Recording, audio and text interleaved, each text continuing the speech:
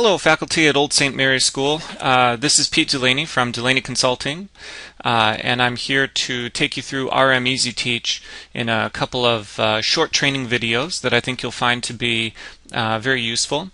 The advantage of a training video series before we actually sit down and meet face-to-face in person is that if at any point you need to pause me, you need to stop me, and try things for yourself, you can work at your own pace with these.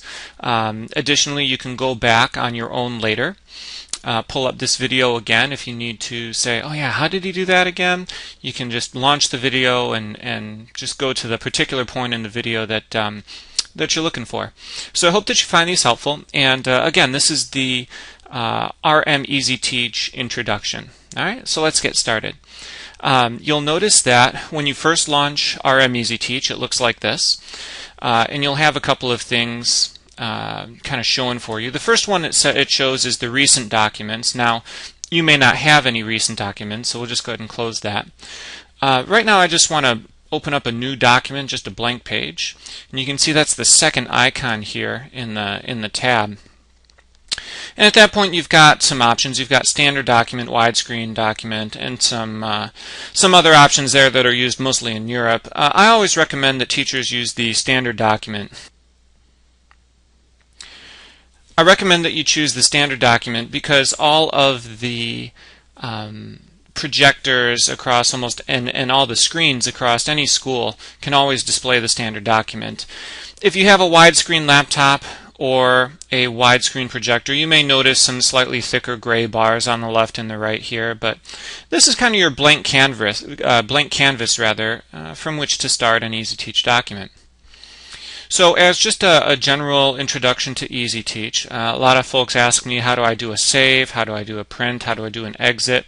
There's this little button here called Easiteach, what I like to call Easiteach E, and you'll notice that looks very much like a file menu. You have new, open, save, save as, print. These are things that you'd find in Microsoft Word, Microsoft Excel, PowerPoint. Almost any other application has some kind of file menu. This one I like to call Easiteach E. All right. You'll notice there are some more advanced things on there as well. You have activities, you have My Easiteach, you have a dashboard, and so on. These are not things that you need to worry about right now. Just look at those first maybe 5 or 6 there. The new, open, save, save as, print, and then all the way at the bottom you have exit. Those are the main ones that you want to pay attention to at this point. All right. I'm going to go ahead and just save the document right off the bat. Right. And when you hit save, it'll say, hi, where would you like to toss this? Right. I'm just going to save it as on the desktop here, right, as Old St.Mary's 1, and just hit save. If you have a lot of stuff in there, you'll see 4 little dots kind of going across the screen at that point, but because we have nothing in here, you'll notice that this saves almost instantaneously. All right. I'll take you through some of the features of Easiteach here step by step, but there is one that I wanted to show you right off the bat that I think I demonstrated very, very briefly in some previous trainings over at Old St. Mary's, and that's the widgets or the plugins. You'll see there's a little image of a plug here that has something called a widget bank. Right? If you click on that once, what you'll see kind of pop up there is just a whole bunch of little mini apps. Actually, I know that most of you are familiar with iPads and iPhones. Think of these as little apps, right? They're kind of pre-programmed functionality that you can just pull into Easiteach and start using. And the beautiful part about using this as an introductory tool is there's not a whole lot of configuration that has to happen to use these tools. Let me show you what I mean. So if, for example, you wanted to use the calculator, right, in your class, you want students to be able to touch the very basic features of a calculator on those interactive whiteboards, the Touch-It boards or the Promethean boards. I know some of you have a Polyvision board. You can use this with the pen as well, right? You'll notice it's a very, very basic calculator here, which you can move around on the screen. You can resize it, right? And then you're good. Right? As soon as you click out of there, you'll notice that you can kind of start to use the features of the calculator. You just punch it in as it would, just any normal calculator. It's a very basic. It adds, it subtracts, it multiplies, it divides. Does a couple of other little things, but I mean, as a whole, it's a nice little tool. I'm going to open up a new page in RM Easiteach. I'm going to leave this one, and I'm going to come back to it later. And what I'd like to do is try out another widget, another plugin. So down here in the lower right-hand corner, there's a little plus. And you'll notice my 1 becomes a 2. That's now the current page that I'm on in RM Easiteach. I'm going to add another plugin here. And this time I'm going to go a little bit further. You can cycle through these by using the right and the left arrows that kind of pop up over here, right? And I'm not going to explain each and every one of these in a training video. That'd be a waste of your time.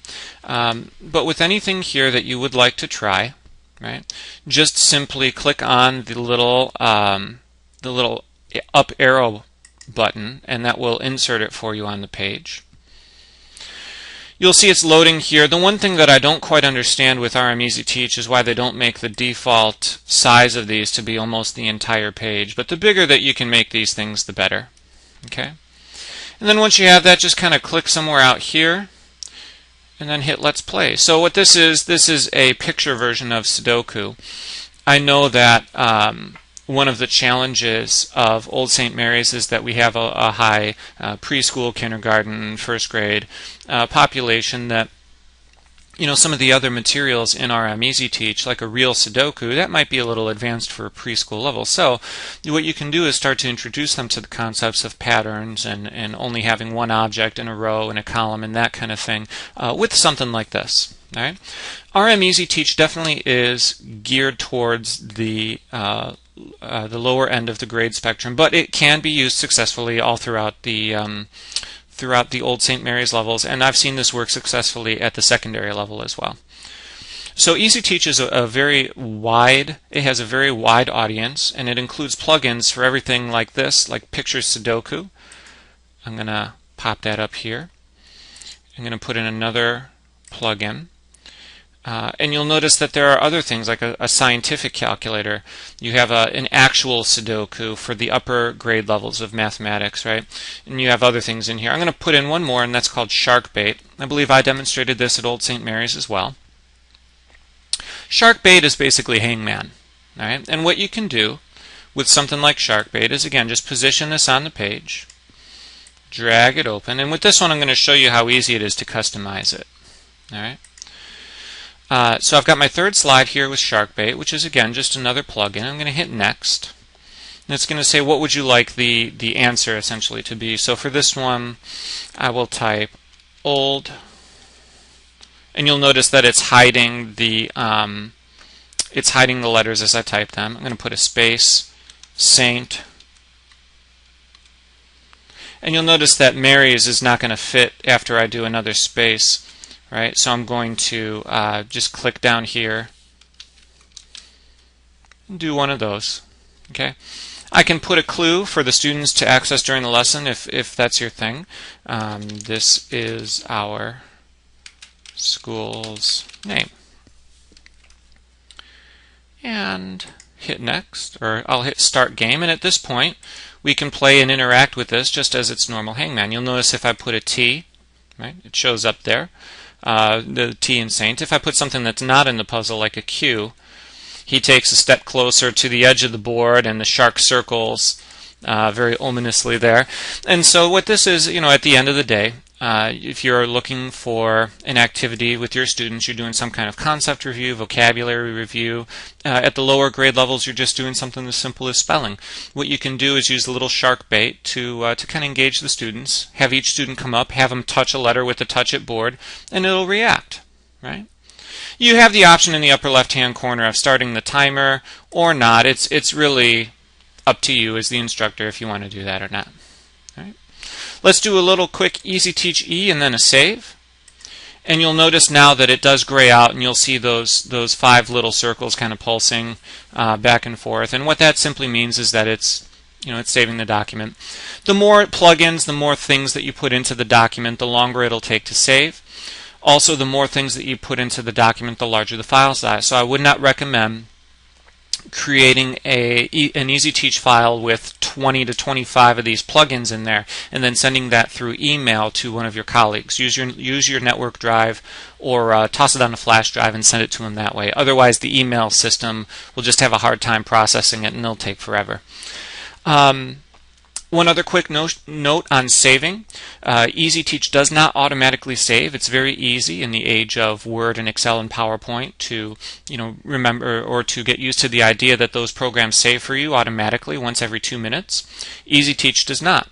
And so if at this point in time we've saved the document, if at this point RM Easiteach were to crash, which is rare, but it does happen occasionally, I would lose all my work since the last save. There is no auto recovery tool. So just something to note, something to be aware of. We're hoping that that comes out in version 1.4, which is actually due out next week.